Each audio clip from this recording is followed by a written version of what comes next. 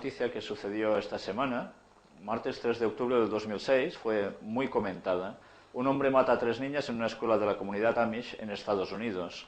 Y fijaros cómo pone, el de ayer fue el tercer ataque letal contra una escuela en Estados Unidos en el plazo de una semana. Podréis comentar, bueno, ¿y esto qué tiene que ver con lo que estamos diciendo nosotros? Pues bueno, si hubiésemos seguido enseñando las cartas de Invo, en el anterior tema que tuvimos, nos hubiésemos dado cuenta de que salía alguna de las cartas donde había asesinatos de estos tipos, y además nos podíamos dar cuenta también de que estas situaciones pasan normalmente antes de que se presente una ley en el Congreso de los Estados Unidos para conseguir un objetivo en concreto. Puede ser que sea hecho expresamente, puede ser que sea influencias satánicas, el caso es que esto sucede.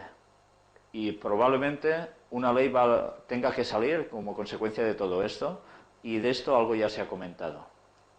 Pero vamos ya sin más a pasar al tema de hoy, que si el anterior tema os hizo pensar y descubrir una serie de datos fascinantes, dudo mucho que este nos sorprenda aún más. Hoy básicamente trataremos una sola profecía, porque su contenido es tan sumamente importante que merece ser tratada en profundidad. Abarca pasado, presente y futuro muy cercano, por tanto, nos concierne a nosotros, aunque lo desconozcamos o lo queramos desconocer. La técnica del avestruz, esconder la cabeza en el suelo, no nos va a evadir de lo que pase a nuestro alrededor ni a nosotros. Introduciremos el tema de hoy con un consejo del apóstol Pedro, discípulo de Jesús, y que ahora lo vamos a ver aquí. Bueno, es un cuadro, ya veis que evidentemente él no era así, pero vamos a ver lo que nos dice en un texto de 2 de Pedro, capítulo 1, versículos del 19 al 21. Tenemos también la palabra profética más segura, a la cual hacéis bien en estar atentos como a una antorcha que alumbra en lugar oscuro, hasta que el día esclarezca y el lucero de la mañana salga en vuestros corazones, entendiendo primero esto, que ninguna profecía de la Escritura es de interpretación privada, porque nunca la profecía fue traída por voluntad humana, sino que los santos hombres de Dios hablaron siendo inspirados por el Espíritu Santo. Pues hagamos caso al apóstol e introduzcámonos en el estudio profético de hoy, que no es otro, sencillamente, que Daniel capítulo 2. Y para eso vamos a hacer la lectura de los versículos 1 hasta el 35. Nos vamos a situar en un capítulo totalmente profético y en el cual podremos ir viendo unos acontecimientos realmente sorprendentes. Vamos a empezar con la lectura a partir del versículo 1, iremos deteniéndonos a ratos, haciendo quizás algún leve comentario, y luego sí que iremos deteniéndonos parte por parte, desglosando el contenido de este capítulo. Vamos pues a empezar con el versículo 1. En el segundo año del reinado de Nabucodonosor, tuvo Nabucodonosor sueños, y se perturbó su espíritu y se le fue el sueño. Vamos a seguir viendo versículos.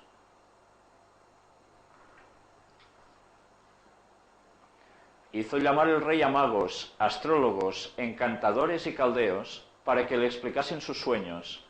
Vinieron pues y se presentaron delante del rey. Y el rey les dijo: he tenido un sueño, y mi espíritu se ha turbado por saber el sueño. Entonces hablaron los caldeos al rey en lengua aramea: Rey, para siempre vive, di el sueño a tus siervos y te mostraremos la interpretación. Respondió el rey y dijo a los caldeos: el asunto lo olvidé. Si no me mostráis el sueño y su interpretación, seréis hechos pedazos y vuestras casas serán convertidas en muladares. Y si me mostraréis el sueño y su interpretación, recibiréis de mí dones y favores y gran honra. Decidme pues el sueño y su interpretación. ¿Por qué está pasando todo esto? Si os fijáis, el asunto es bastante importante. El rey queda perturbado porque sabe que ha tenido un sueño, que puede tener una trascendencia, pero él se despierta y no recuerda nada de ese sueño. No sabe ni siquiera qué vio en ese sueño.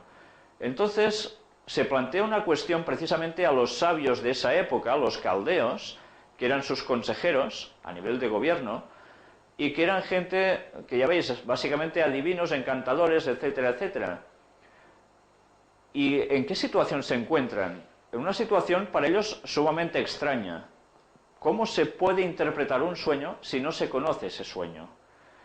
Entonces el rey, lógicamente, ¿qué hace? Se da cuenta de que, pues, si no le saben acertar lo que él ha soñado, pues vaya divinos son, ¿no? Vamos a seguir viendo la lectura.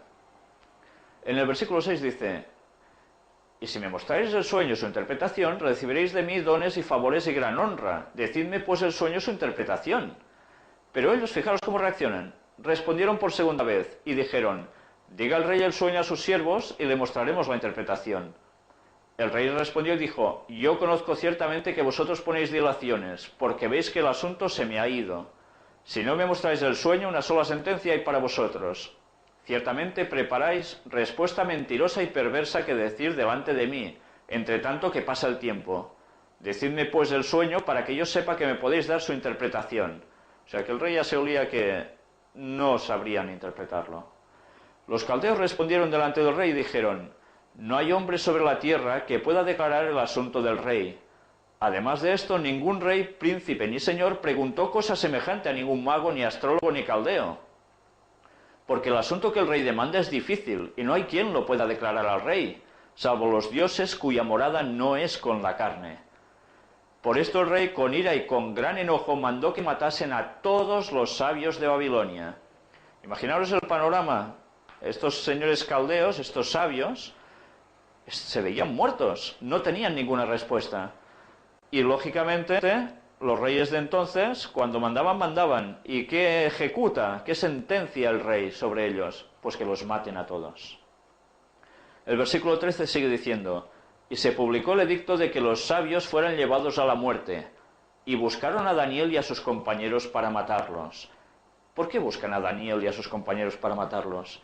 Pues Daniel era un judío cautivo, deportado desde su tierra a Babilonia, y él fue educado precisamente como príncipe que era, para poder servir en esta corte. Y él estaba considerado también uno de estos sabios. Luego vamos a analizar un poco esta historia. Fijémonos qué va diciendo aquí. Entonces Daniel habló sabia y prudentemente a Arioc, capitán de la guardia del rey, que había salido para matar a los sabios de Babilonia. Habló y dijo a Arioc, capitán del rey: ¿cuál es la causa de que este edicto se publique de parte del rey tan apresuradamente? Entonces Arioc hizo saber a Daniel lo que había. Y Daniel entró y pidió al rey que le diese tiempo y que él mostraría la interpretación al rey. Luego se fue Daniel a su casa e hizo saber lo que había a Ananías, Misael y Azarías, sus compañeros, para que pidiesen misericordias del Dios del cielo sobre este misterio, a fin de que Daniel y sus compañeros no pereciesen con los otros sabios de Babilonia.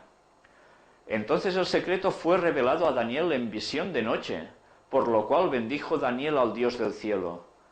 Y Daniel habló y dijo: sea bendito el nombre de Dios de siglos en siglos, porque suyos son el poder y la sabiduría. Él muda los tiempos y las edades, quita reyes y pone reyes, da la sabiduría a los sabios y la ciencia a los entendidos. Él revela lo profundo y lo escondido, conoce lo que está en tinieblas y con él mora la luz. A ti, oh Dios de mis padres, te doy gracias y te alabo, porque me has dado sabiduría y fuerza, y ahora me has revelado lo que te pedimos, pues nos has dado a conocer el asunto del rey.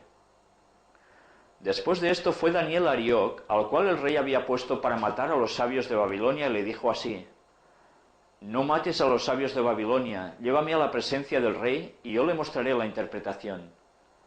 Entonces Arioc llevó prontamente a Daniel ante el rey, y le dijo así: he hallado un varón de los deportados de Judá, el cual dará al rey la interpretación. Respondió el rey y dijo a Daniel, al cual llamaban Belsasar: ¿podrás tú hacerme conocer el sueño que vi y su interpretación? Daniel respondió delante del rey diciendo: el misterio que el rey demanda, ni sabios, ni astrólogos, ni magos, ni adivinos lo pueden revelar al rey. Pero hay un Dios en los cielos, el cual revela los misterios, y él ha hecho saber al rey Nabucodonosor lo que ha de acontecer en los postreros días. Fijaros bien en esta frase. He a ti tu sueño y las visiones que has tenido en tu cama. Y a partir de aquí empieza a relatarle Daniel todo el sueño que el rey había tenido. Fijaros en lo importante de lo que hemos leído hasta ahora.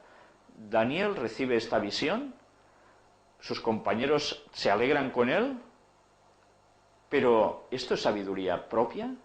Él reconoce en todo momento que esto le viene de Dios, no es nada innato. Pero vamos a seguir leyendo, también luego quizás hablaremos sobre esto. Vamos por el versículo 29. Estando tú, oh rey, en tu cama, te vinieron pensamientos por saber lo que había de ser en lo porvenir, y el que revela los misterios te mostró lo que ha de ser. Y a mí me ha sido revelado este misterio, no porque en mí haya más sabiduría que en todos los vivientes, sino para que se dé a conocer al rey la interpretación y para que entiendas los pensamientos de tu corazón. Fijaros, ¿por qué el rey estaba con estos pensamientos, preocupado en lo que sería, en el porvenir? Lógicamente, los reyes estaban preocupados por su reino, para saber cuánto tiempo iban a durar, si serían para siempre, si gobernarían más posesiones. Estos eran los pensamientos del rey en esa época. Y con estos pensamientos, Dios se pone en medio para ponerle algo en su corazón a través de un sueño. Vamos a seguir viendo qué es. Tú, oh rey, veías, y he aquí una gran imagen. Esta imagen, que era muy grande y cuya gloria era muy sublime, estaba en pie delante de ti, y su aspecto era terrible. La cabeza de esta imagen era de oro fino, su pecho y sus brazos de plata, su vientre y sus muslos de bronce, sus piernas de hierro, sus pies en parte de hierro y en parte de barro cocido. Estabas mirando hasta que una piedra fue cortada, no con mano, e hirió a la imagen en sus pies de hierro y de barro cocido, y los desmenuzó. Entonces fueron desmenuzados también el hierro, el barro cocido, el bronce, la plata y el oro, y fueron como tamo de las eras del verano, y se los llevó el viento sin que de ellos quedara rastro alguno. Mas la piedra que hirió a la imagen fue hecha un gran monte que llenó toda la tierra. Vamos a detener aquí la lectura. De momento vemos como Daniel le cuenta lo que ha soñado el rey, le describe una estatua que está delante de él, que es terrible, majestuosa, sublime, y le describe una estatua como de una persona subdividida por fracciones en partes del cuerpo que a su misma vez son distintos metales, ¿no? Que incluso aparece algo que no es ni metal y que aparece ya en los pies de esta estatua, y es el barro. Quedémonos de momento con lo que es el sueño y luego vamos a ir viendo su interpretación. Para situarnos, diremos que Daniel vivió entre los años 606 al 535 a.C. y el Nabucodonosor que estamos viendo aquí es el rey de Babilonia. Vamos ahora entrando en detalles. Nabucodonosor, que ahora vamos a verlo en las imágenes. Bueno, este no es Nabucodonosor, este es Daniel. Que todos sabéis que se hizo famoso por estar precisamente lanzado a un pozo donde había leones y donde precisamente estaba sentenciado a muerte. Pero de allí sobrevivió, con algo majestuoso también que pasó. Pero bueno, ahora no es el caso para irnos por las ramas. Hablando de Nabucodonosor, rey de Babilonia, y su padre Nabopolassar, se caracterizaron por coger a los nobles de los países que conquistaban y no los mataban, sino que los instruían en las artes y las ciencias de su cultura, integrándolos en su imperio y alimentándolos de su propio manjar real. Daniel formaba parte de estos nobles judíos llevados en cautividad, como os decía antes, a Babilonia. Por cierto, es muy interesante leer también el capítulo 1 de este libro de Daniel, porque incluso nos habla hasta de nutrición, y cómo la nutrición afecta la claridad de nuestra mente para poder discernir mejor las cosas. Por otro lado, tenemos a los magos, que ahora iremos viendo también quiénes eran, que cumplían con todos los rituales supersticiosos.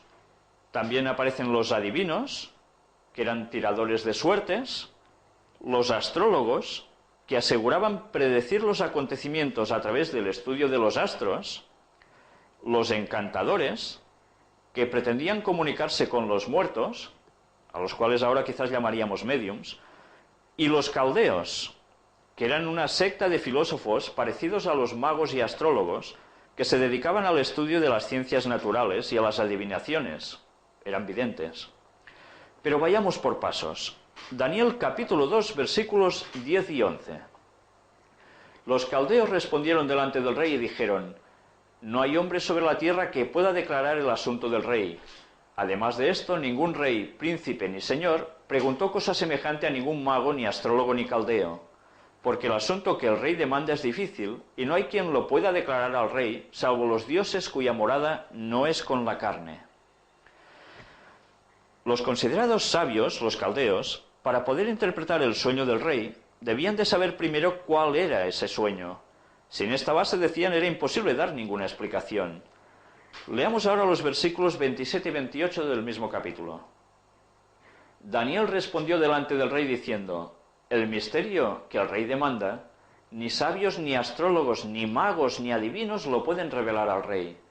Pero hay un Dios en los cielos, el cual revela los misterios, y él ha hecho saber al rey Nabucodonosor lo que ha de acontecer en los postreros días. He aquí tu sueño y las visiones que has tenido en tu cama. Daniel puntualiza que esto no era ningún poder inherente en él, ni de ninguno de sus compañeros, sino que Dios era el único que lo puede hacer y que lo revela a quien, siguiéndolo de todo corazón, él se lo quiere mostrar. Veamos la sucesión de diversos metales en la figura de la estatua y cuál es su significado. Vamos para eso a leer Daniel capítulo 2, versículos 31 y 32, mientras también estamos viendo aquí la imagen en su subdivisión. Tú, oh rey, veías, y he aquí una gran imagen. Esta imagen, que era muy grande y cuya gloria era muy sublime, estaba en pie delante de ti, y su aspecto era terrible. La cabeza de esta imagen era de oro fino, su pecho y sus brazos de plata, su vientre y sus muslos de bronce. Fijémonos precisamente en la cabeza de oro, que sería... ¿Quién sería la cabeza de oro?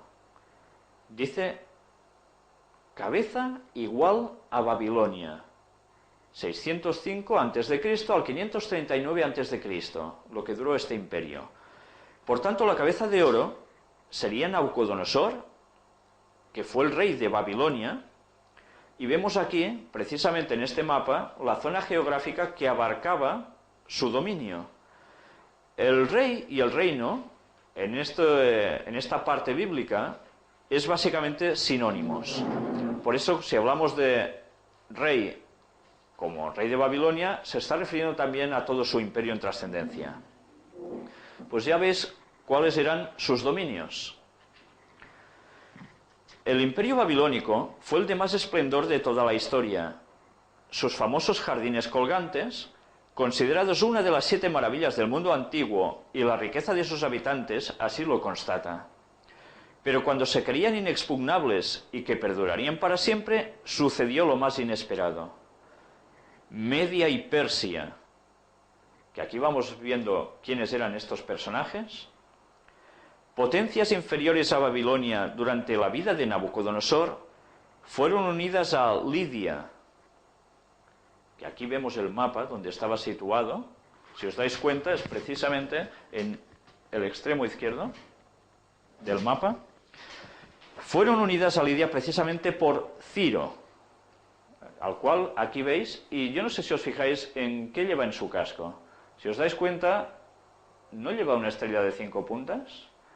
¿De dónde saldrá todo este enigma de la estrella de 5 puntas? Estamos viéndolo marcado aquí con un puntito rojo. ¿Os dais cuenta de dónde está situada? Yo no quiero decir que Ciro estuviera puesto en masonería, ni mucho menos, pero sí que desde esas culturas antiguas todo el tema de la masonería surge y sus símbolos están sacados de esos tiempos. Pues sigamos con Ciro. Era el rey de Persia. Después de la muerte de Nabucodonosor, en el año 562 a.C., el imperio babilónico decayó rápidamente. Los medopersas aprovecharon cierta fiesta de los babilonios, una gran bacanal, para desviar durante la noche el río Éufrates, que pasaba justo por el medio de la ciudad, que por cierto estaba amurallada en todo su recorrido por el interior de la ciudad, Así, si alguien entraba y pasaba por allí, saliese tal y como entró, sin poder acceder al interior de la ciudad. Pero en algunos de los lados de esa muralla interna habían puertas de acceso a la ciudad, eso sí, celosamente custodiadas todos los días, todos menos aquel, porque todos iban muy contentos, ya me entendéis. Precisamente por allí se introdujo el ejército medo-persa, aprovechando que el cauce del río quedó casi seco, y consiguieron entrar por aquellas puertas con mucha facilidad. Así, en una sola noche, el magnífico imperio de Babilonia cayó, tal como Daniel lo había pronosticado por revelación divina, y él mismo vivió este hecho, ya de anciano. Esto lo podéis acabar de complementar en el capítulo 5 de Daniel, que tampoco tiene ningún desperdicio. Y pasemos ahora a Daniel capítulo 2, versículo 32, parte central. Vamos a ver qué nos ponía aquí. Después de poner la cabeza de esta imagen era de oro fino, ¿qué nos dice? Su pecho y sus brazos de plata. Vamos a comparar el texto con Daniel 2, versículo 39. Y después de ti se levantará otro reino inferior al tuyo. ¿Qué está diciendo aquí? Sencillamente, si estamos haciendo este paralelismo es para darnos cuenta de que lo que está tratando el sueño, esa estatua dividida en distintos metales, no es otra cosa que una sucesión de imperios. Vamos a ir viéndolo esto con más detalle. Pechos y brazos de plata. Estos fueron precisamente Medo-Persia, que reinaron o gobernaron una buena parte del mundo entre los años 538 al 331 a.C. Y esta es precisamente la zona que abarcaron. ¿Ves que es más extensa que Babilonia? Sus dominios se ampliaron bastante precisamente respecto a los de Babilonia. El imperio medo-persa creció en extensión respecto al babilónico, pero ya no poseía el mismo esplendor. Fijaros cómo aquí vemos la parte que era Babilonia y cómo Medo-Persia, en el distinto color más amarillo, era bastante más extenso. Pero en el año 331 a.C. sucedió lo siguiente. Leamos el versículo 32 del capítulo 2 de Daniel, la última parte. Cuando después de hablar de su pecho y sus brazos de plata, dice, su vientre y sus muslos de bronce. Fijaros, si hasta ahora era un reino sucedido por otro reino, ¿no es lógico también que el otro metal que nos está citando después del pecho y los brazos sea otro reino? Fijaros en la comparación con el versículo 39. Y después de ti se levantará otro reino inferior al tuyo, y luego un tercer reino de bronce, el cual dominará sobre toda la tierra. ¿Os dais cuenta cómo está hablando de imperios? Por tanto, vientre y muslos de bronce equivaldría a Grecia. Y Grecia fue un dominio aplastante entre los años 331 al 168 a.C. Este imperio aún fue más extenso que los otros dos. El personaje que hemos visto antes, en un breve detalle, ¿os dais cuenta? ¿Sabéis quién es? Alejandro Magno, el gran conquistador. Fundador precisamente del imperio greco-macedónico. ¿Veis aquí la extensión de Grecia? Como aún es superior a la de Medo-Persia.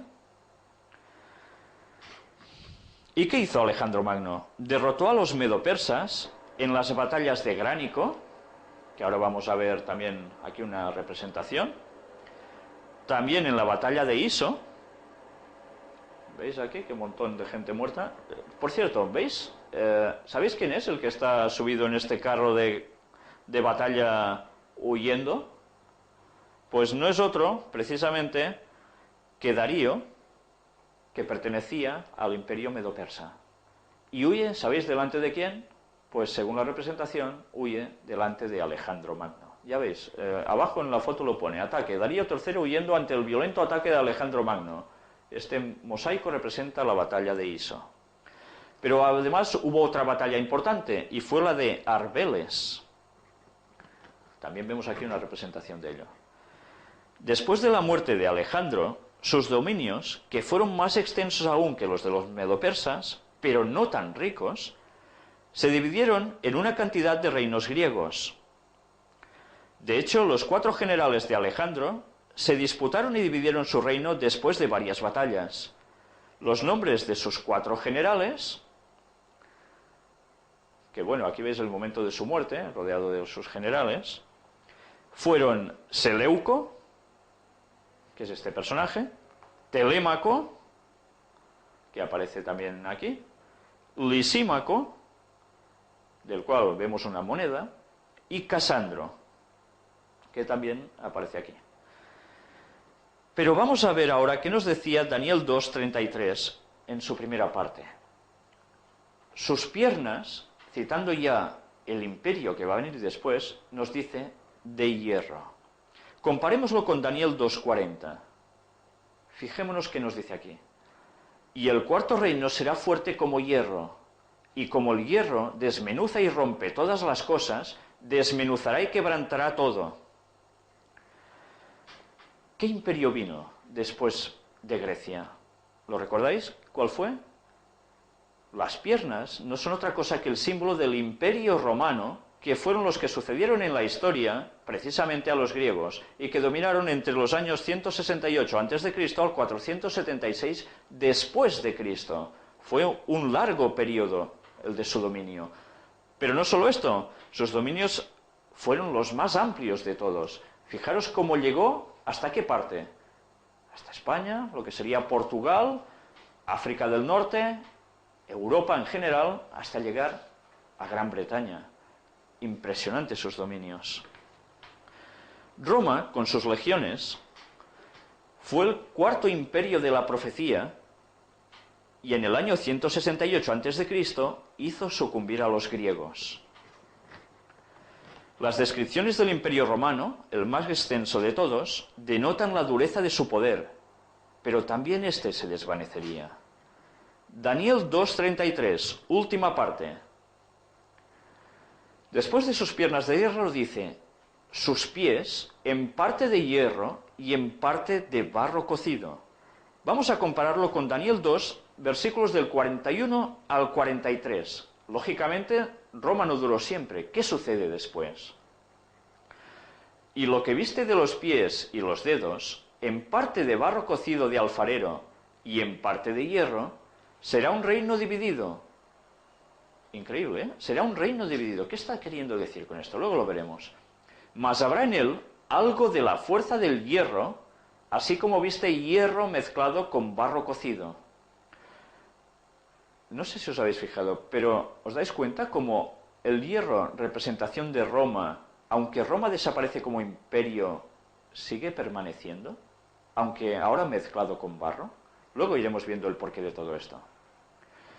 El versículo 42 añade, y por ser los dedos de los pies en parte de hierro y en parte de barro cocido, el reino será en parte fuerte y en parte frágil. Así como viste el hierro mezclado con barro, se mezclarán por medio de alianzas humanas, pero no se unirán el uno con el otro, como el hierro no se mezcla con el barro. Entonces, ¿qué son estos pies en parte de hierro y en parte de barro? ¿Qué sucedió al final del Imperio Romano? Aparece la Europa que luego pasó a formar lo que ahora conocemos como tal. Nosotros pertenecemos a este continente y hemos visto como en un principio Europa, y ahora explicaremos un poco su historia, fue una mezcla entre tribus bárbaras que bajaron desde el norte, más los habitantes que ya estaban extendidos por Europa, y de allí van surgiendo las naciones europeas que vamos conociendo todos a través de los años. Vamos viendo cómo las tribus germánicas del norte de Europa, que eran estos bárbaros, que aquí tenemos un dibujito de cómo podían ser, se encargaron, ya veis aquí el mapa de dónde bajaban, anglosajones, francos, vándalos, lombardos, burgundios, etcétera, etcétera, iban bajando del norte de Europa, se encargaron de derribar el último de los grandes imperios. Una vez establecidos en el territorio del imperio, dieron nacimiento a las actuales naciones de Europa occidental. de los cuales ya veis aquí un mapa súper extenso con muchos países diversos. A pesar de todo, hay algo interesante que quiero comentaros. ¿Por qué bajaron los bárbaros desde el norte? No se sabe a ciencia cierta. Unos dicen que quizás era porque pasaba mucho frío y no tenían calefacción, pero bueno, esto no, evidentemente no es la mejor solución a esta incógnita.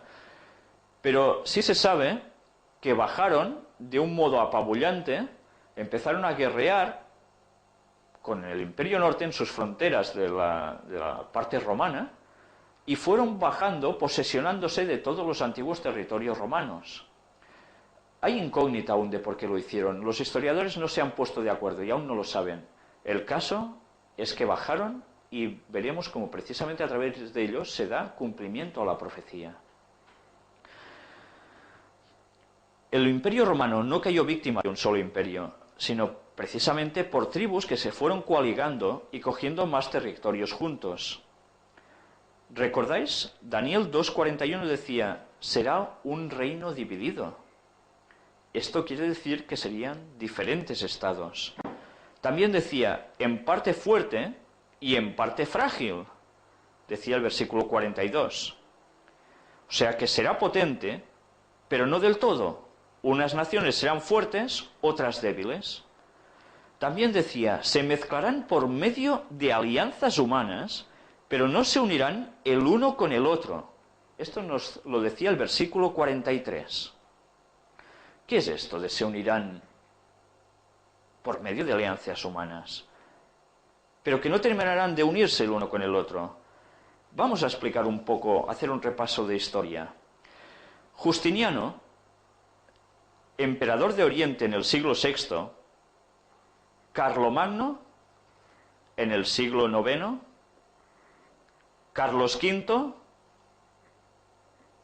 y Felipe II en el siglo XVI, Luis XIV en el siglo XVII y también en el XVIII, ya veis qué bonito iba vestido el señor, el Kaiser Guillermo II y Adolf Hitler en el siglo XX, las bodas entre miembros de casas reales europeas, de los cuales aquí vemos un claro ejemplo. ¿Sabéis quiénes son? Son los reyes de España. Y durante su boda, bueno, aquí lo vemos en detalle, vamos a preguntarnos, ¿de dónde es el rey Juan Carlos y de dónde es doña Sofía? ¿De dónde son originarios? ¿Don Juan Carlos es nacido de España?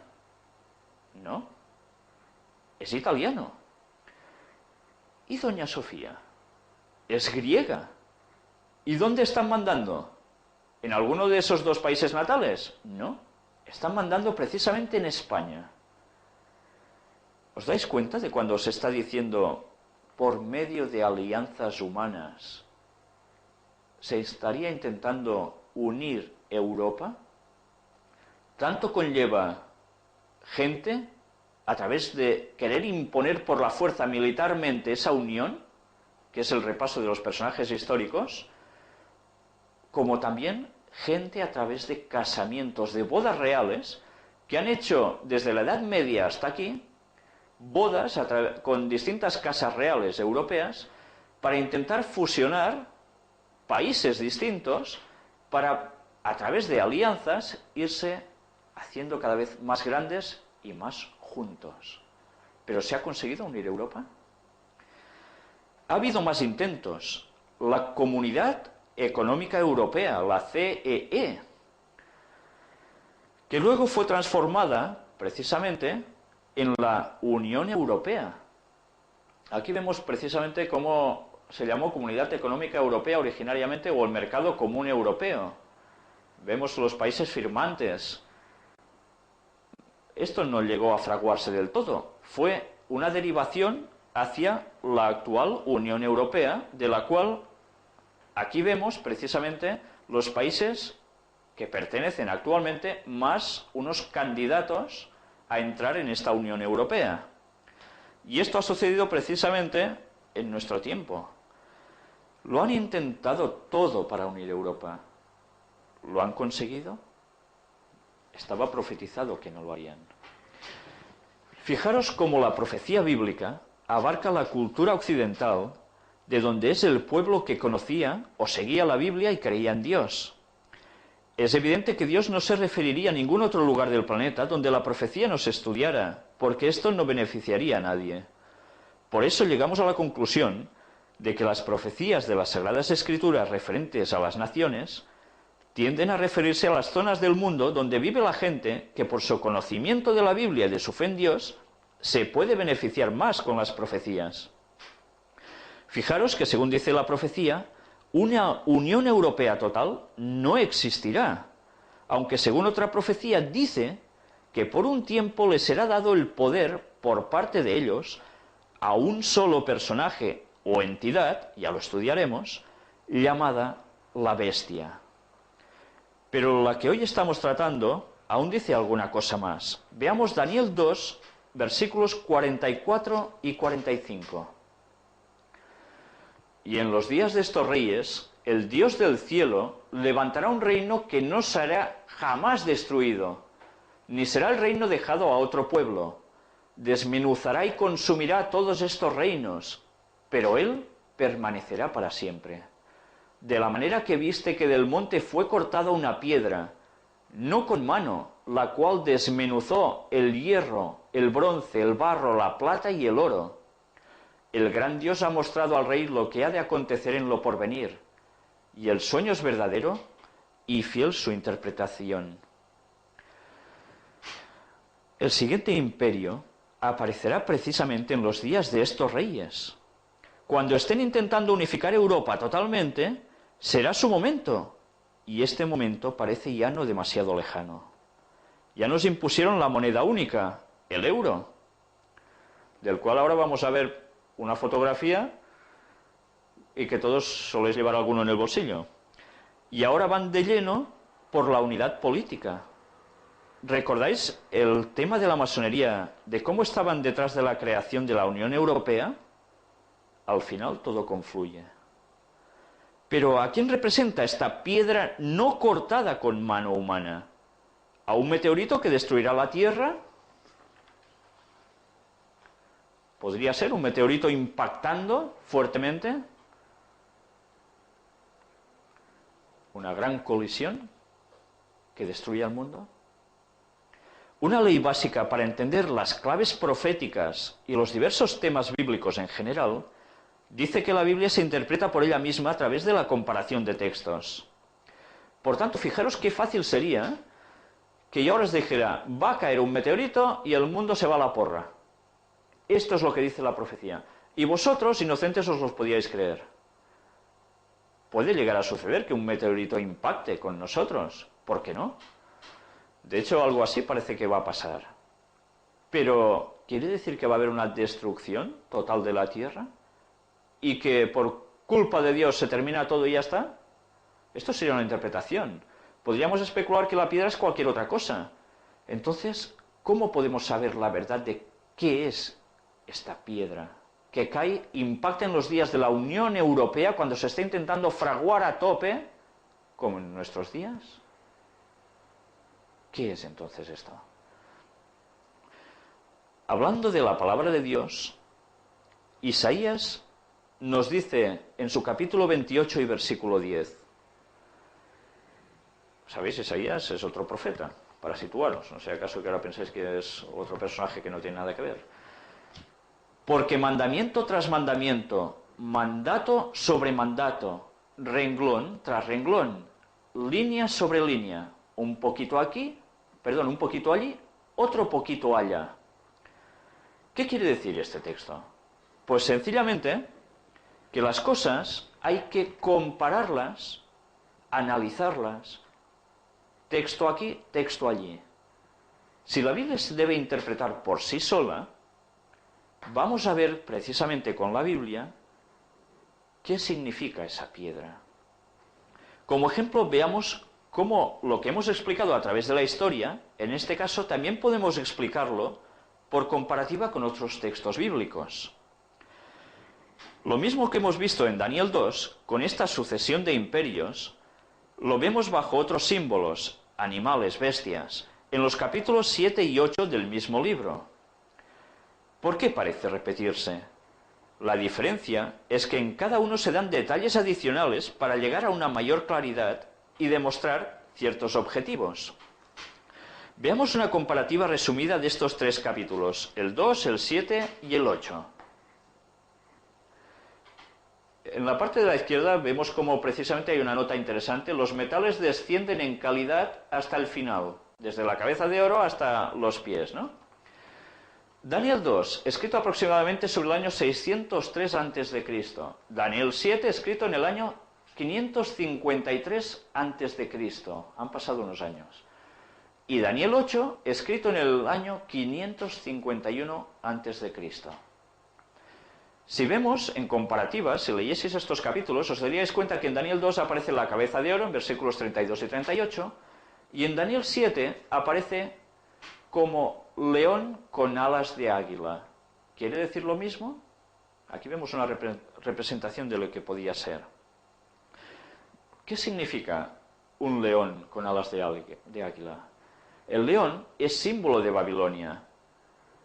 Jeremías 50, versículos 44 y 45 nos dice: He aquí que como león subirá de la espesura del Jordán a la morada fortificada, porque muy pronto le haré huir de ella, y al que yo escoja la encargaré, porque ¿quién es semejante a mí? ¿Y quién me emplazará? ¿O quién será aquel pastor que podrá resistirme? Por tanto, oíd la determinación que Jehová ha acordado contra Babilonia y los pensamientos que ha formado contra la tierra de los caldeos, sinónimo de Babilonia. Ciertamente a los más pequeños de su rebaño los arrastrarán y destruirán sus moradas con ellos.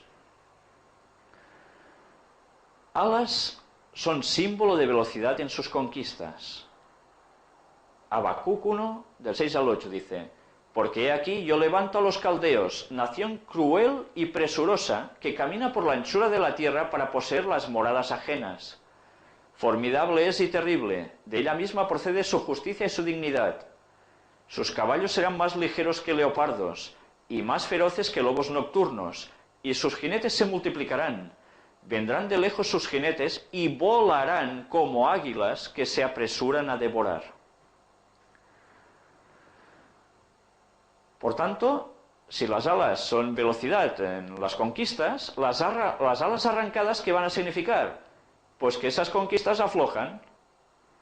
Cuando se escribió el capítulo 8, Babilonia ya había sucumbido. Por eso, si os fijáis en el recuadro, el profeta ya no lo cita, ya era en pasado. Luego vamos a ver algo más. Pecho y brazos de plata, en el capítulo 2. En el capítulo 7, equivalente a oso más alzado de un lado que de otro, y con 3 costillas en la boca, y con órdenes de devorar mucho. Más o menos sería esto, lo que pudo ver el profeta. Vamos a ver, ¿qué significa este oso más levantado de un lado que de otro, y con 3 costillas entre los dientes, devorando mucha carne? Los medos y los persas eran 2 pueblos unidos por parentesco, pero uno, los persas, era más poderoso que el otro, los medos, de ahí que se alzara más de un lado que del otro. Las 3 costillas fueron 3 naciones a las que subyugó, y así lo cuenta la historia: Babilonia, Lidia y Egipto. En el capítulo 8 de Daniel aparece carnero de 2 cuernos, uno más grande que el otro. Y bueno, aquí vemos más cosas en este dibujito. Fijaros también en el que aparece en el lado izquierdo, que hace un ataque frontal contra esta bestecita de 2 cuernos de la que hemos hablado ahora. Símbolo de Medo-Persia. Vamos a ver la continuación. Vientre y muslos de bronce. En el capítulo 2 significaban Grecia. En el capítulo 7 aparecen como leopardo con 4 alas y 4 cabezas. Más o menos esto. ¿Y qué más? Las 4 alas significarían pues más velocidad de conquistas, porque hay más alas. ¿Y las 4 cabezas? Pues son los 4 generales de Alejandro Magno que se repartieron el imperio. Por cierto, las espadas de ellos eran de bronce. Y aquí tenemos una muestra de todo ello. Vamos a seguir avanzando. Era interesante este detalle. En el capítulo 8 de Daniel, ¿podemos volver un momento atrás? Fijaros, después de esto, carnero de dos cuernos, uno más grande que el otro, nos decía, en el capítulo 8, un poco más abajo, macho cabrío, con un cuerno notable que no tocaba tierra, y velocísimo lo embiste. Ahí tenemos al macho cabrío. ¿Y quién es ese cuerno notable? El rey primero de Grecia fue Alejandro Magno. 200 años antes de Daniel, los macedonios se llamaban Egedas o pueblo de las cabras. Es curioso cómo la profecía retoma precisamente este distintivo para aplicárselo a ellos en profecía. Y aquí vemos una moneda de Alejandro Magno y ¿veis este cuerno que ostenta en este lado de la cara? Es curioso. Por eso eran Egedas, pueblo de las cabras. Y este es el símbolo con el cual aparece Grecia en la profecía. Impresionante. Vamos a seguir avanzando. Piernas de hierro en Daniel 2. Roma. En el capítulo 7, bestia espantosa y terrible con 10 cuernos. Bueno, una cosa rarísima sí que es el dibujo, pero que debería ser una cosa así lo que vio, también puede ser. Roma fue dividida en 10 reinos. Se listan los dedos de los pies de la estatua, que lógicamente tenía 10 dedos. ¿Ves? Aquí lo vemos en la foto.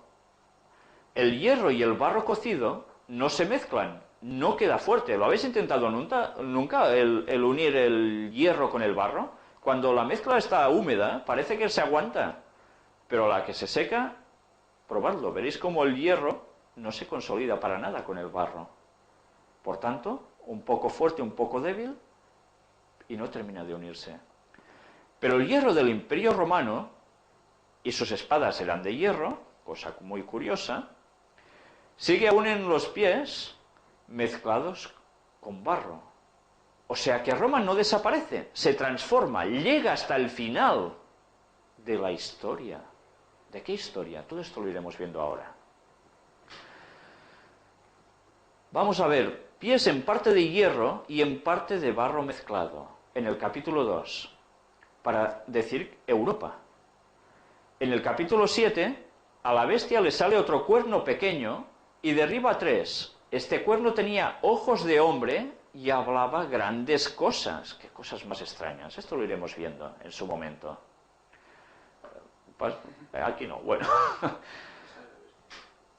Bueno, no nos sale la bestia. Vamos a pasar al capítulo 8, donde dice que esta bestia tan increíble, ¿qué hace? Ataca al pueblo de Dios y a sus creencias. Y esto nos lo narran los versículos del 9 al 25. Yo solo quiero citaros algo muy curioso. Si os fijáis, ¿por qué pone que el significado es Europa, Roma papal? ¿Qué es esta bestia que le sale otro cuerno pequeño? Si estábamos hablando de una bestia que simbolizaba Roma,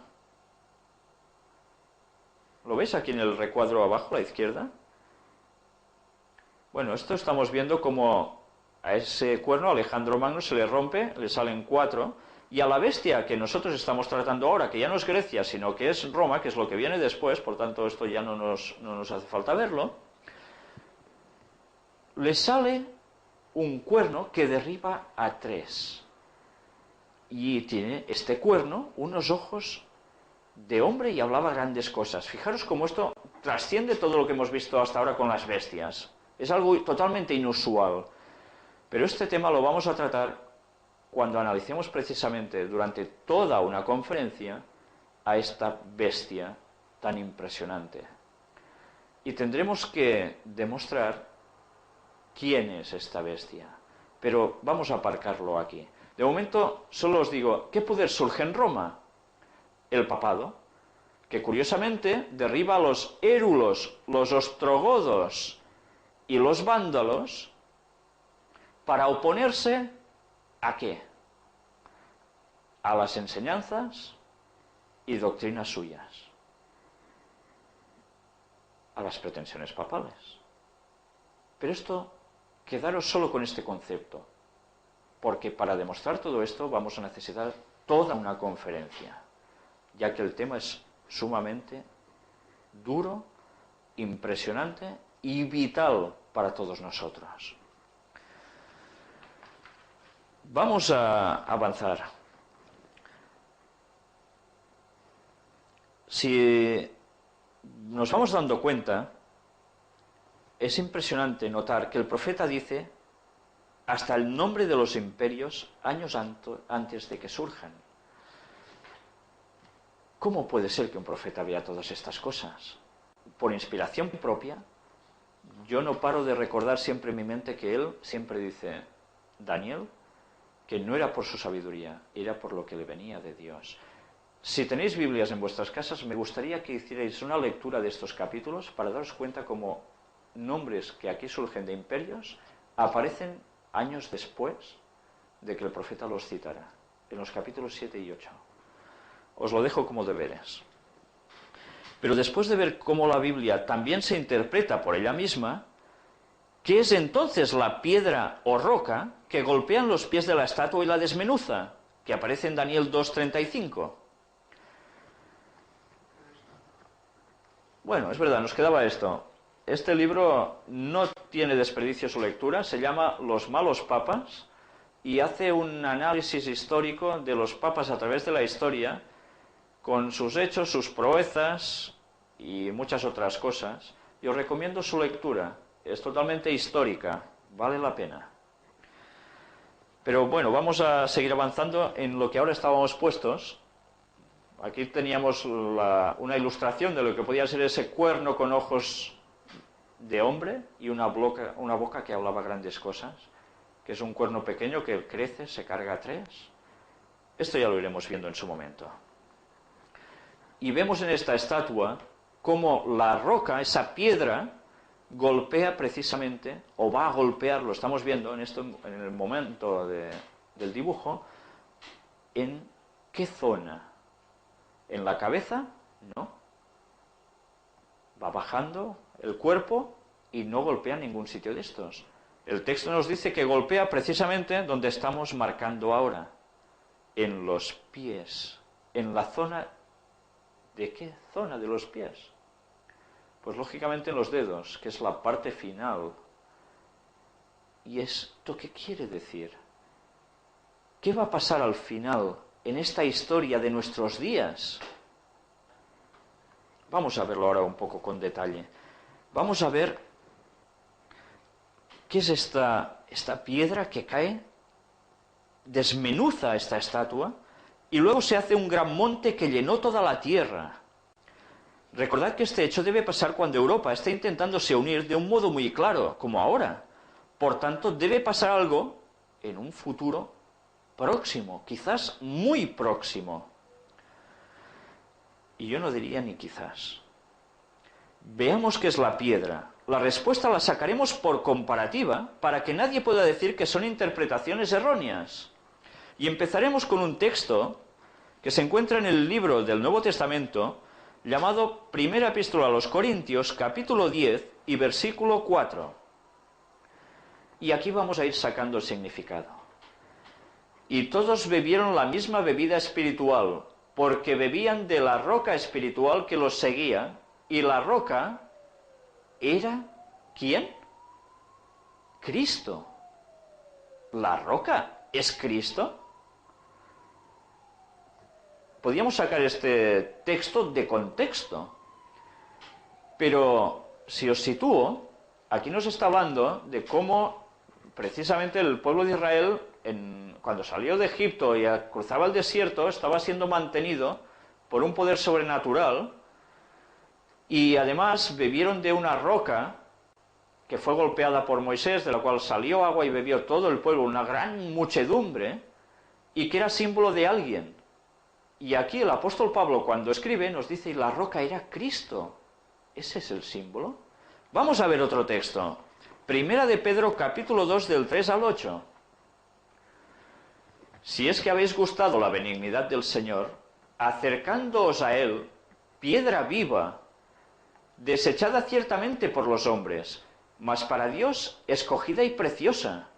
Vosotros también, como piedras vivas, sed edificados como casa espiritual y sacerdocio santo, para ofrecer sacrificios espirituales aceptables a Dios por medio de Jesucristo, por lo cual también contiene la Escritura: he aquí pongo en Sión, que ya sabéis que es símbolo de Jerusalén, la principal piedra del ángulo, escogida, preciosa, y el que creyere en él no será avergonzado.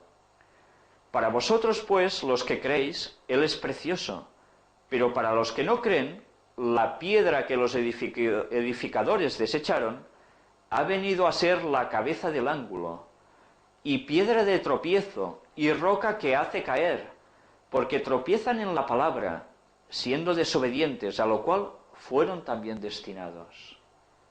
¿Qué estamos viendo aquí en este texto? Nos está haciendo una descripción de una piedra angular sobre la cual se construía un edificio antiguamente. No era como ahora, en los cuales hay fundamentos, donde se cimenta con hormigón, se levanta todo un edificio. No, antes se elegía una piedra angular en la cual reposaría todo el edificio. Esa piedra era precisamente la ideal para poder soportar toda esa enorme estructura. Y era una piedra básica. Si esa piedra buena era rechazada y se escogía otra, no tan, diría yo, esencial, básica para poder levantar ese edificio encima, el edificio peligraba y se podía caer todo. La base sería mala. ¿Y aquí a quién está haciendo referencia el apóstol cuando escribe esto? Pues sencillamente a Jesucristo, que apareció ¿dónde? En Sión, en el pueblo de Palestina, en Israel, en Jerusalén. Y del cual los propios judíos, ¿qué hicieron con él? ¿Lo aceptaron como el Mesías? Lo rechazaron. Y aquí nos dice que Jesucristo es el símbolo, otra vez, de piedra. Vamos a ver otro texto. Hechos 4, los Hechos de los Apóstoles, capítulo 4, versículos 11 y 12. Este Jesús es la piedra reprobada por vosotros los edificadores, la cual ha venido a ser cabeza del ángulo, y en ningún otro hay salvación, porque no hay otro nombre bajo el cielo dado a los hombres en que podamos ser salvos. Otra vez más, ¿tengo que dudar yo de que esto vuelva a suceder? ¿Sabéis? Esta profecía incluso no cita nada del nacimiento de Jesús. ¿Habéis visto que hemos pasado por el Imperio Romano y en ningún momento hemos percibido un detalle especial? Pero sí, en cambio, el profeta trasciende el tiempo y va hasta el fin de los tiempos, donde aparece Jesucristo interviniendo en la historia de la humanidad de un modo drástico, final. ¿Qué importancia tan grande debe tener esto? Que incluso la venida del Mesías por primera vez no sea citada y en cambio sí sea su segunda venida. Aunque hay profecías que hablaban del nacimiento de Jesús. Sería interesante tener todo un tema al respecto. Fijaros cómo precisamente hay una cosa curiosa, antes nos lo he dicho, el libro bíblico de los Salmos está plagado de referencias que hablan de la roca como este Mesías, como este Salvador, ¿no? Vamos a ver si Jesús regresa pronto.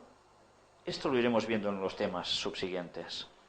Pero de hecho, solo con esta profecía tendríamos bastante para estar centrados. Solo quiero que sepáis una cosa. De la segunda venida de Cristo, en la Biblia, en los textos proféticos, se habla hasta la saciedad. Muchísimos textos hablan de ello. ¿Y vosotros oís a la gente que lo comente en algún sitio? Cuando oís que salen adivinos, encantadores o demás personas por televisión, en radio, adivinando, ¿citan jamás este evento? El quinto reino universal no será humano, será el reino de Cristo, instaurado por Dios y del cual serán súbditos todos los que hayan aceptado el divino plan de salvación que Él ofrece. Pero volverá como infante, como niño nacido en pesebre y maltratado y asesinado otra vez. Vamos a ver qué nos dice también uno de sus discípulos, Juan, desterrado en la isla de Patmos para que se muriera allí, en el libro por excelencia profético, conocido por muchos, aunque desconocido totalmente en su contenido, que es el de Apocalipsis, capítulo 11 y versículo 15. El séptimo ángel tocó la trompeta y hubo grandes voces en el cielo que decían: los reinos del mundo han venido a ser de nuestro Señor y de su Cristo, y Él reinará por los siglos de los siglos. Vendrá en calidad de soberano, que reinará para siempre. Como os decía, hay varias profecías que vaticinan el regreso de Jesús y entran en todo lujo de detalles. Si las queréis conocer, sabréis cómo y cuándo va a pasar este extraordinario hecho, porque para que esto pase deben pasar algunas otras profecías primero, y unas cuantas ya están pasando. Ya lo hablaremos. Pero recordad que alguien, como vimos en anteriores charlas, va a venir simulando ser Jesús y hará caer a todas las religiones y denominaciones que esperan a un Mesías Salvador y Redentor en su magnífico engaño. La masonería luciferana, junto con la bestia, de la que pronto trataremos, son los encargados de prepararle el camino. Si nosotros no conocemos la verdad, también sucumbiremos a su falsedad y nos lo jugamos absolutamente todo.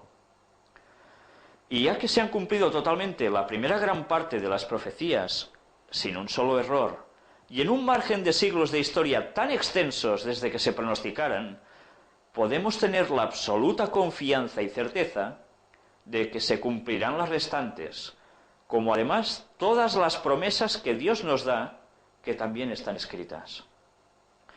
Pero escuchad ahora la introducción a la Biblia, edición de estudio, traducción interconfesional en catalán, editada por las Sociedades Bíblicas Unidas en Barcelona en 1993, y donde precisamente esta Biblia es el resultado de un trabajo conjunto llevado a cabo por cristianos de diversas confesiones. Esta es la fotocopia de esta Biblia en catalán. Introducción al libro de Daniel. Si vamos desglosando un poco, para no leeroslo todo, nos está citando algo muy interesante. Os lo iré traduciendo. Vamos a ver por dónde podemos empezar. Bueno, para situaros. Primero de todo, quiero deciros que las personas que escriben este texto, ¿cómo os diría yo? Esta entrada al libro, esta introducción, son personas de diversas denominaciones cristianas que se han juntado para hacer una traducción al catalán de la Biblia y que ellos, en su introducción, ponen sus, ¿cómo os diría yo?, sus opiniones personales al respecto, lo que creen ellos. Y vamos a ver cómo definen precisamente a Daniel como un personaje que no existió. ¿Cómo que no existió Daniel? Y que además fue escrito en un tiempo que nada tiene que ver con lo que yo os he dicho hasta ahora. Lo sitúan incluso en el siglo II antes de Cristo. Y que se escribió, yo quizás es que prefiero decíroslo así a que no ir traduciendo los puntos de los que aquí se narra. Luego, si queréis, si entendéis el catalán, lo podéis hacer vosotros mismos. Si no, aparte ya os lo iré diciendo. Estas personas están diciendo de que el personaje de Daniel, que no existió, fue la idea de algún personaje, de algún escritor judío, que viendo los problemas que tenían frente al imperio, que los estaba mandando en ese entonces, y viendo de que el pueblo empezaba a desfallecer, se inventó un personaje al cual lo situó en una historia del pasado, en los años de Nabucodonosor en Babilonia, ficticiamente, y desde allí les sugiere de que resistan y que Dios al final es el que va a triunfar, ¿no? Esto es cierto. Es que incluso se atreven a decir de que la profecía que nosotros hemos estado tratando, cuando llega a cierto punto, no es la bestia de la que nosotros vamos a citar en estas conferencias, sino que es un personaje llamado Antíoco IV Epífanes, situado entre los años 175 al 164 a.C. Veremos si esto es cierto en su momento, pero ahora nos interesa saber si verdaderamente Daniel existió o es solo un mito. ¿Puedes avanzar otra toma? Bueno, vamos a seguir avanzando para no seguir leyendo en todo esto. En la publicación de esta Biblia participaron, como decía, diversas confesiones cristianas. Han redactado sus notas marginales y las introducciones a los libros. Lo mismo que hemos leído aquí, o os he citado yo aquí, se enseña en los seminarios de teología católica. Años atrás era imposible para un protestante aceptar esto como parte de sus creencias, el pensar de que Daniel no existió. ¿Qué ha cambiado y por qué? ¿Tendrá algo que ver con el ecumenismo? ¿El propósito de unir las iglesias? Daniel, afirman ellos, no existió. Según dicen, el libro que lleva su nombre se escribió en épocas posteriores a las narradas. En consecuencia, si suprimen la autenticidad del personaje y su historia, también suprimen su contenido y, lo que es peor, su interpretación profética. Pues no nos vamos a marchar sin aclarar la certeza de su existencia. Un arqueólogo inglés, llamado Archer, estudió unos documentos muy antiguos encontrados en Irak. Había un pueblo dividido por un río, mitad en cada lado. Era un pequeño afluente del río Éufrates, de este que estamos viendo aquí. Entre los habitantes estalló una guerra entre los hombres, mientras las mujeres lloraban. Contendían por un objeto. Las dos partes del pueblo lo querían en su lado porque creían que les traería una bendición especial. El rey Sennacherib, que aquí lo veis, decidió poner fin al asunto interviniendo allá. Puso aquel objeto atado en mitad del puente para que las dos partes recibiesen su bendición. La pelea era por un sarcófago lleno de huesos del cadáver de un profeta. Los que habían conocido en vida a aquel profeta creían que hasta sus huesos podían ser fuente de bendición. Aquel profeta era Daniel. ¿Qué debe decir este profeta en su libro para intentar aún hacerlo pasar por inexistente? Pronto lo descubriremos. Para quien quiera más detalles de la controversia de la certeza del contenido del libro de Daniel, un libro titulado Descubrimientos Orientadores, en sus páginas 75 a 77, dice, vamos a verlo aquí.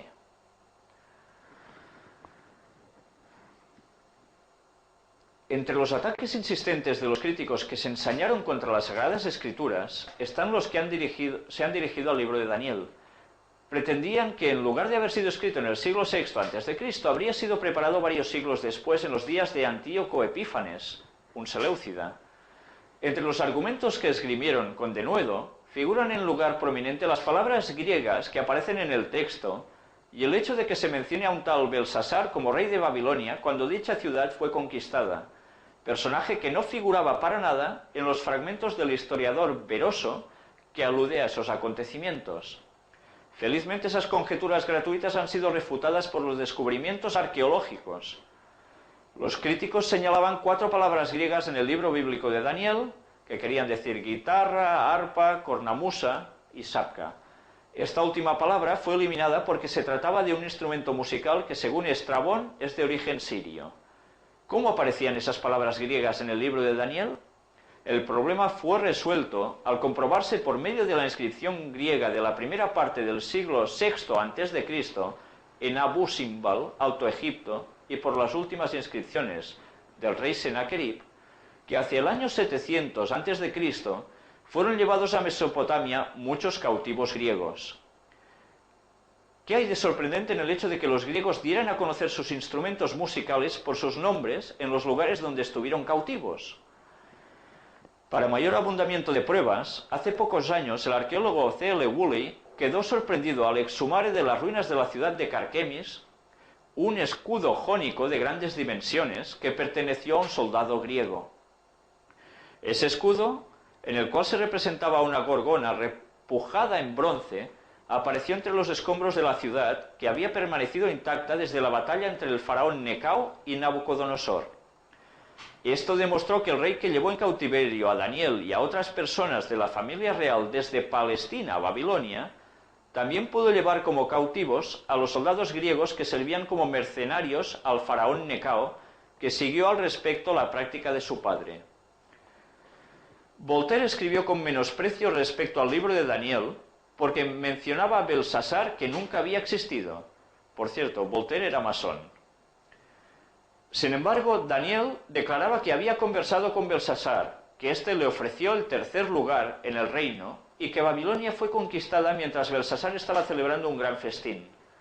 Las listas de monarcas babilónicos conocidas hasta entonces terminaban con Nabonido, pero las inscripciones exhumadas demostraron que Nabonido residió durante varios años en Teima, Arabia. ¿Quién presidía mientras tanto los actos de gobierno en Babilonia?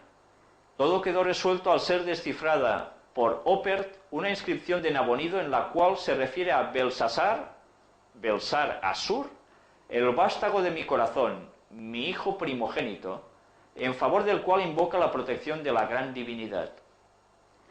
Durante las excavaciones arqueológicas realizadas en Babilonia bajo la dirección de R. Coldewey hasta el año 1917, se descubrieron numerosas tabletas con signos cuneiformes en las cuales se menciona Belsasar. Las traducciones de las mismas, publicadas por R. P. Dougherty en 1929, demuestran claramente que Nabonido confió el trono a su hijo Belsasar, quien, como lo indica el libro bíblico de Daniel, era el segundo en jerarquía dentro de Babilonia. Ya veis cómo la arqueología no hace nada más que dar pruebas de la existencia de lo que este libro está citando. Entonces, ¿a quién le debe interesar tanto que Daniel no haya existido? ¿A quién le debe interesar tanto que el contenido del libro de Daniel no sea cierto? ¿No será que lo que allí pone puede cambiar la perspectiva de las personas que lo lean? Yo estoy convencido de que sí.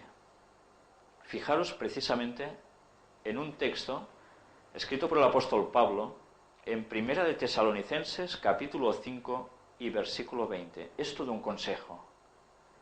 No menospreciéis las profecías. Y esto es lo que nosotros no debemos hacer jamás, menospreciarlas.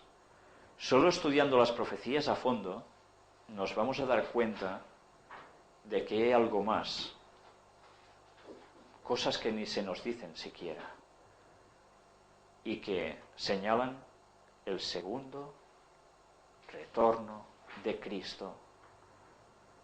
La venida de Jesús en nuestros días puede ser lo que nos dice Daniel 2. Hay más profecías que dan más detalles al respecto para saber en qué momento de nuestros días va a aparecer el Mesías. Pero recordad, alguien trabaja para preparar el terreno a Satanás, a Lucifer, haciéndose pasar por Jesús antes de que el verdadero venga. No debemos olvidar este detalle.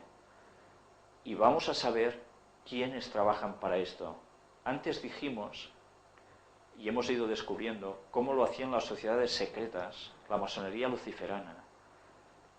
Pero hay otros poderes de los cuales la Biblia nos habla muy en detalle y nos advierte, porque ellos van a hacer precisamente que eso sea un hecho. Y nosotros debemos saberlo para que no nos coja desprevenidos.